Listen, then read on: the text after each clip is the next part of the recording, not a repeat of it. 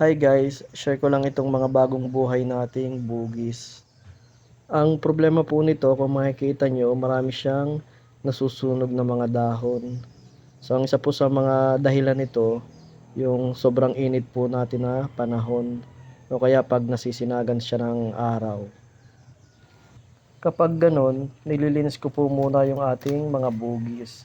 Tinatanggal ko po muna yung plastic nito, tapos aalisin ko po yung mga sunog na dahon. Kailangan po natin 'tong alisin para hindi na po rin makahawa dun sa mga ibang malulusog na dahon. And 'wag po kayong matakot na magputol ng mga dahon at mag-alis ng mga sunog, kasi tutubo at tutubo din naman po ito, lalo at buhay na po yung ating mga bugis. Kaya mas maganda po na nililinis talaga natin ito. And yung plastic po, pwede din naman natin 'tong palitan. Katulad po nitong sa akin, pinalitan ko po itong plastic kasi masyadong na pong moist yung isa. So, pwede naman po natin 'tong palitan ng bago kasi magmo-moist din naman po ulit ito.